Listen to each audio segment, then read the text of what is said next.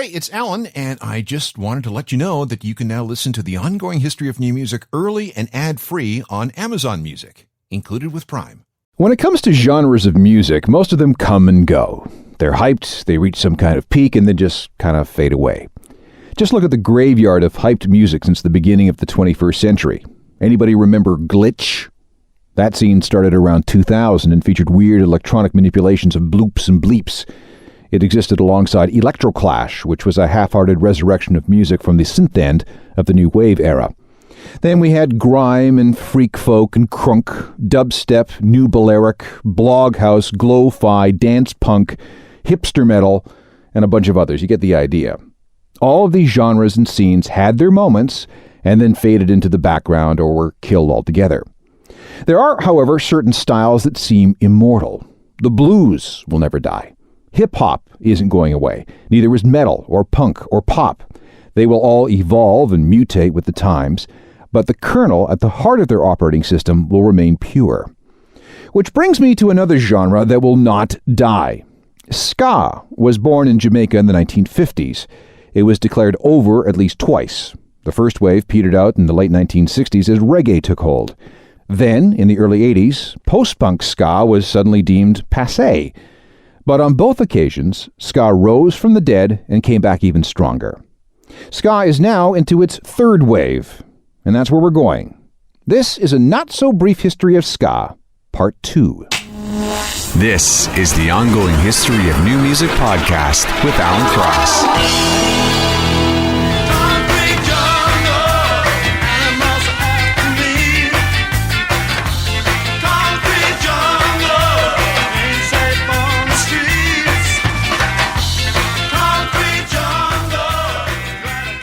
The Specials, one of the greatest of all the second-wave ska acts with Concrete Jungle from 1979.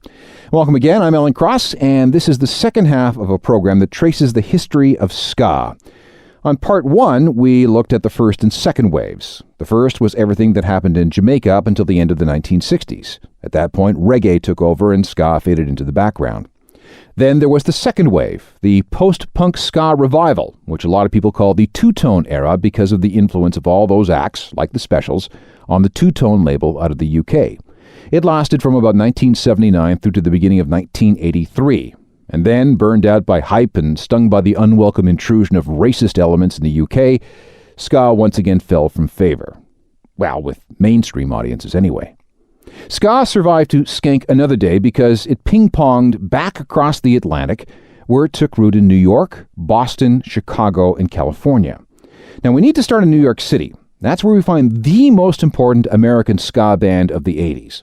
They were very faithful to the two-tone sound. Founder Rob Hingley was a Brit who moved to New York only to find out that almost no one knew about the British ska scene. So he decided that the only way to fix that was to form a band based on the two-tone traditions. In fact, their biggest track is probably this one. It's called Two-Tone Army. These are the Toasters. Two-tone army. Two-tone army. Two-tone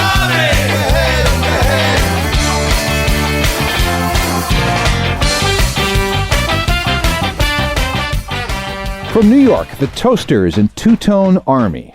Out of all the ska bands of the early and middle 80s, no American group did more to popularize this sound in the U.S. than the Toasters. And it wasn't just through touring and making records. Founder Rob Hingley also established Moon Ska Records, which eventually became the largest and the most important independent ska label in America. And soon dozens of bands were spreading the word across the continent. Word of what the Toasters were doing made it up the coast to Boston. Now, wherever you have lots of colleges and universities, you have lots of new music. That's because students like to drink. And to accommodate them, there are lots of bars. And many of these bars, to attract the students, booked live bands. Boston has more institutions of higher learning than any other city in the U.S. That means lots of places to drink and lots of places to see bands. That includes the Toasters and other bands on the Moon Ska label. In the late 80s and early 90s, a series of groups rose out of the Boston club scene. One of the most important was the Bosstones. We touched on them in Part 1. They started coming together in 1983, when a bunch of guys became obsessed with the two-tone sound. Didn't matter that a couple of them played in hardcore bands like Motorhead and AC/DC. In fact, that actually became a strength. The Bosstones took two-tone style ska and mated it with American hardcore to create something that was eventually called ska-core. Now, at first, this didn't go over so well. It annoyed the ska purists, and the hardcore kids didn't get it. But eventually, people started to figure it out, and by 1993, they had a major label record deal and a look that involved dressing in plaid. Things finally started to click.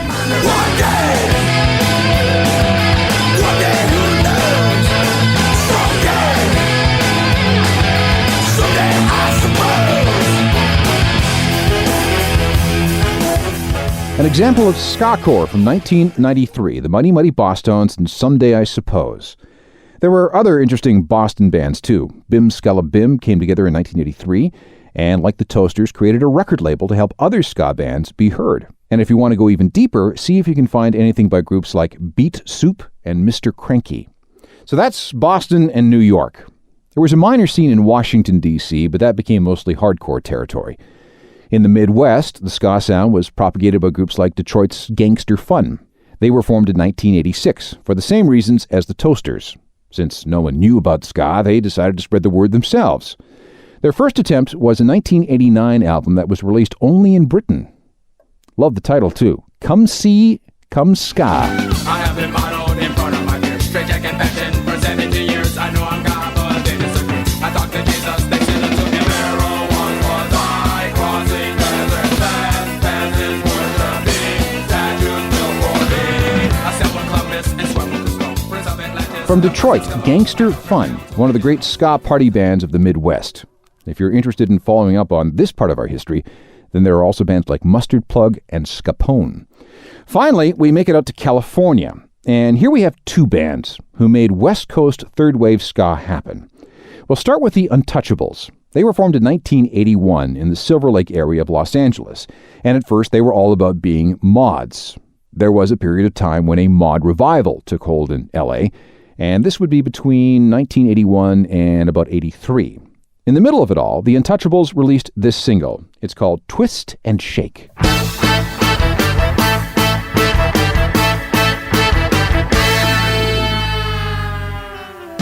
There's a certain sound that I can't explain. Every time I hear that sound, it's driving me insane. I want to dance, but I don't know what to do. Say, rude boy, can I copy you? Won't you tell him what to do?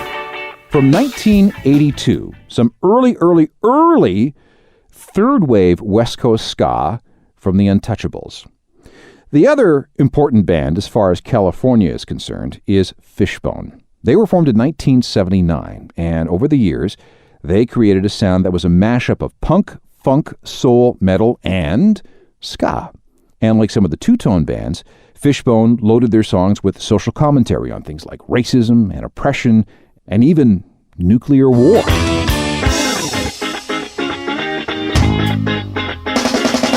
Party at Ground Zero, every move is starring you, and the world will turn to flowing pink papers too. Fishbone and their ska classic from 1985 called Party at Ground Zero. Once Fishbone took off, even more bands began to fall in line. So we've laid the foundations for what was to come in the 90s, and we'll pick it up there next. This is the second half of an examination of the history of ska.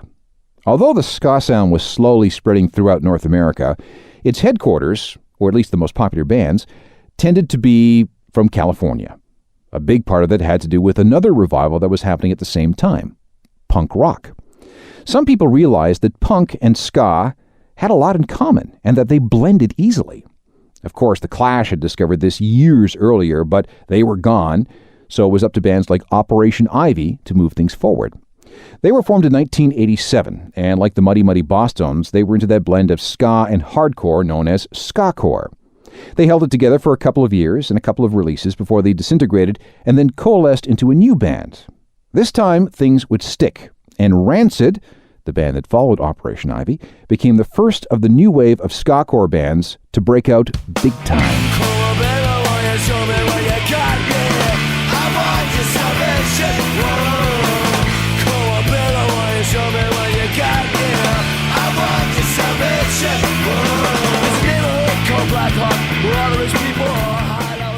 With the California punk revival of the early 1990s, a lot of bands decided to salt their sound heavily with ska. Part of the reason for this was a radio show called The Ska Parade. This is where you could hear all the classics from the masters, as well as material by newer bands like Rancid and Skankin' Pickle, Real Big Fish, Let's Go Bowling, and Bucko 9 and Goldfinger. Thanks to that kind of megaphone, and the fact that they issued CD compilations of their favorite ska bands, ska became deeply entrenched into the new music psyche of California, especially in Orange County and to the areas south of Los Angeles. One of the groups to benefit the most from this kind of exposure was Sublime. They first came together in 1988 and by 92 had their own label, which they called Skunk Records. Sublime became wildly popular because they would play just about anywhere. They co-headlined the first ever Vans Warped Tour in 1995 and the very first Snowcore Tour. And songs like this drove crowds crazy. That's the way it had to be. They locked him up and threw away the keys. Well, I can't take pity on men of his kind, even though he now takes it in the behind. Ska punk from Sublime from 1995. That's a single called Date Rape. Shortly after, they also snagged a major label record deal, and that first big label CD sold in the millions. Unfortunately, singer Brad Noel died of a heroin overdose just 2 months before it came out. Let's go back to Orange County for a second. For a while, it seemed that the entire ska world revolved around what was happening there. This is where you'd find Save Ferris, and the Aquabats, and the Hippos, and No Doubt. They were formed in 1986 as a band called Apple Corps. It was Eric Stefani and his sister Gwen, and they later joined up with some other local players, including John Spence, a guy who, when he agreed with you, simply said, "No doubt," which is where the band got their name. He was the singer, and Gwen sang backup. No Doubt played as many gigs as they possibly could, and had serious interest from some major record labels. But then Spence committed suicide just before a big showcase. He was just 18. The band broke up for a couple of weeks and then reformed with a new singer named Alan Mead. He didn't last very long, and when he left, Gwen took over vocals. And this is where things got interesting. Well, eventually. No Doubt got a major label record deal and released a self-titled record in 1992. It was a major flop. It sold maybe 30,000 copies. There was another album called the Beacon Street Collection featuring mostly older outtakes, and a few more people cared, but not many more. Eric Stefani bailed on the band and went to work for the company that makes The Simpsons. He was an animator. He preferred that to music. Interscope, in a last-ditch effort to salvage something from this band, paired them with producer Matthew Wilder. This next album came out on October 10th, 1995, and it did okay. At last count, worldwide sales were somewhere north of 17 million copies.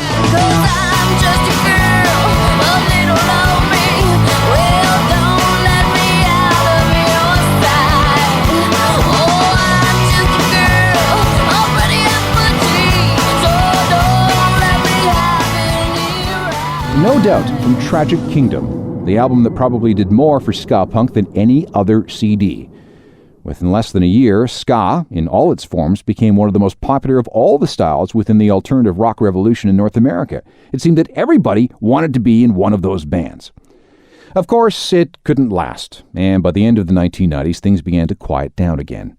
Even bands who had built their reputation and popularity on ska, like No Doubt and Goldfinger and the Aquabats and the Money Mighty Bosstones, began to downplay their ska influences.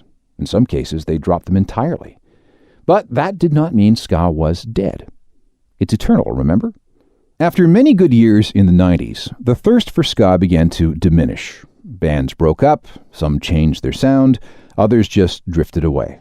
Moon Ska Records, the label founded by Rob Hingley of the Toasters, went out of business in 2000, although some of its European operations survived. This, however, did not mean the end of ska. It was just time to regroup and re-energize while others continued to carry the flag no matter what. A good example is Montreal's Planet Smashers. They were formed in 1994, and like other bands before them, created their own record label. In the case of the Smashers, their label is called Stomp Records, which has promoted dozens of ska, ska punk, and ska-friendly bands over the years.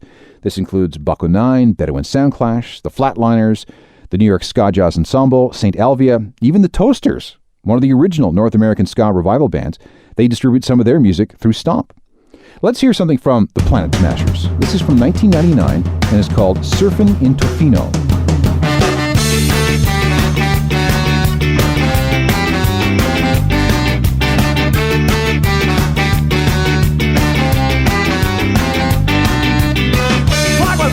Pacific Shore. We got our wax and we got our... Montreal's Planet Smashers with Surfin' in Tofino from their 1999 album Life of the Party. They're still going, although it got really, really rough for a time. Here's Matt Collier from the band. He's also the founder of Stomp Records, and he talks about how ska mushroomed in the middle 90s, but then it came back down with this huge crash.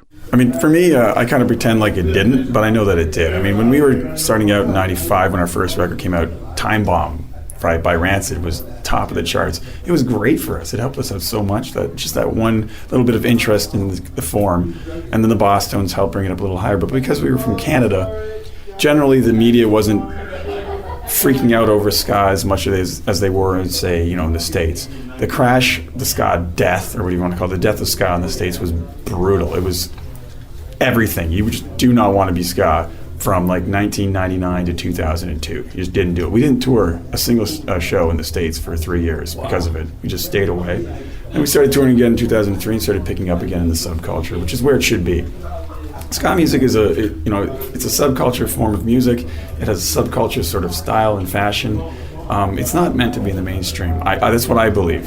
And when it does, generally it's because someone's out to make some money and market something. And for me, I think it's when it's honest and natural, which is celebrating music and celebrating life. That's where ska should be, and that's where I'd like to see it remain. So here's one more ska band that just won't quit. Gainesville, Florida's Less Than Jake. They eventually morphed into a ska punk band, and they have their own label too. It's called Sleep It Off Records. Try this track. It's called All My Best Friends Are Metalheads. It's from 1998. This is a fair request, and I promise I will not judge any person only as a teenager.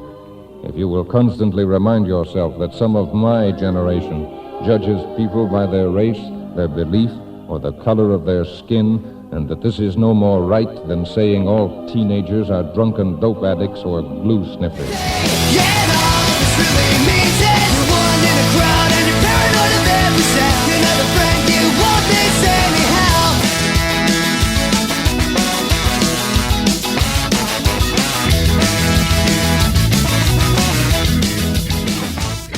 Ska punk vets Less Than Jake with a single from 1998 called All My Best Friends Are Metalheads. Ska is just one of those styles that's so infectious, so fun to play, and so easy to dance to that I can't imagine it ever going away. It's pretty tough to listen to ska and not feel good. It's also a fascinating genre for the music nerd because of its history. It's just so deep and so rich. That's what happens when a style of music has been around for more than 50 years. And yeah, it gets sidelined every once in a while, but simply evolves and recycles itself. In fact, it's actually good for ska to become uncool for a while because this gives it a chance to regenerate and to be discovered by a new generation.